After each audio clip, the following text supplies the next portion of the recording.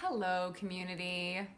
I just wanted to do a shout out and get really real with my friend Debbie Lichter here.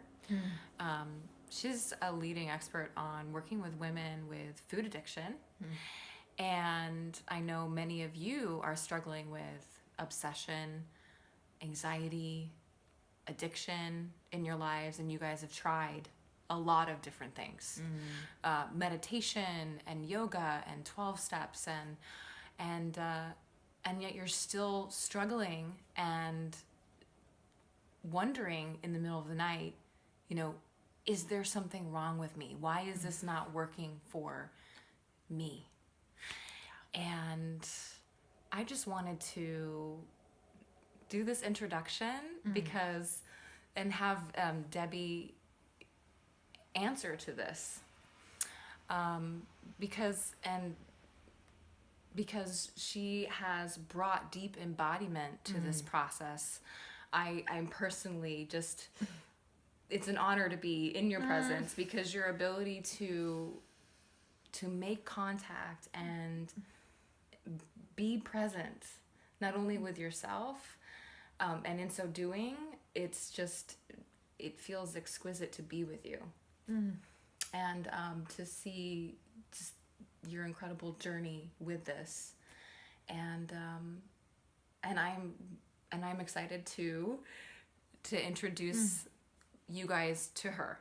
So what I would love to drop into is how is your process unique in working with addiction? Thank you for that question. Yeah. And thank you just for that reflection, because that was so not, I did not have the ability to be present at all for most of my life. Like, I was obsessed, I was up in my head, I was a health and fitness expert and like looked like the picture of health and could teach other people how to be healthy and fit, but I was completely disembodied, completely cut off, and had all the information and all of the knowledge and was so uncomfortable in my own skin, just felt disconnected, felt irritated, felt anxious, felt raw, felt like alone and isolated, even though I could be in a room filled with people, I could be smiling, I could be the life of the party even. But I just felt wrong, I felt off, I always felt like I needed to make up for something that I lacked. Or I was too much of something else, but I was just never right. Yeah. And so to receive that reflection from you is like just such a testament to like my deep commitment to the very process and formula that I take my clients through, and I share it from like such a deep place of humility, because this is the stuff that I do it daily. It's not like, oh yeah, check, you work with some coaches and some mentors and it's like, oh yeah, I did that, long time ago, and this is the process and take yourself through it. And I'm like, no, this is like the real embodied day-to-day living. I'm right there with my clients. Like, this is the journey. I'm just a few steps ahead kind of thing. Yeah. And so I feel like one of the things that might be different and refreshing is just that there's sort of no like, oh, this is just this process that you need to do, and this kind of disconnection from that. Like, I feel like I'm in it because my heart is so deeply in it. But I think when a lot of people will come to me and they're like, well, you specialize in working with addiction, and so what's the difference between like what you're doing and like the 12 steps, for example? Exactly. Yeah. Can you speak to that? Yeah, because I love the 12 steps. I had incredible experiences in the 12 steps. It was where I initially went and where I started to get like cultivate deeper access, deeper spiritual access, deeper access to God, or my experience of the divine, and it was beautiful. And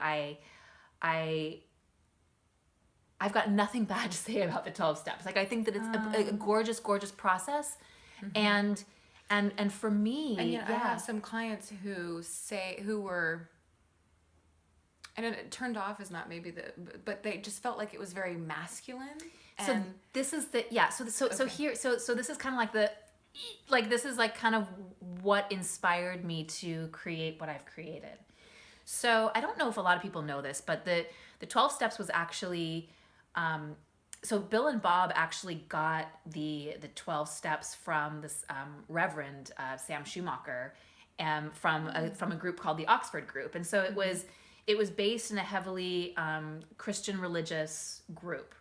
It doesn't mean that the 12 steps is Christian. I want to be really clear about that. However, I feel like there's an initial anchor of some very deeply kind of like masculine slanted just ways of approaching spirit and God and source, and there's nothing wrong or bad about that, but what I experienced for myself was that, especially with food and body and this kind of stuff, is that I was missing a level of freedom that I wanted. I was missing a level of deep comfort in my own skin, of deep trusting in myself to make healthy choices. Like there was still something that was kind of elusive to me, and I was still having that experience of playing small, and there was just like these things I was still holding back in a certain way. And so my journey ultimately, and I was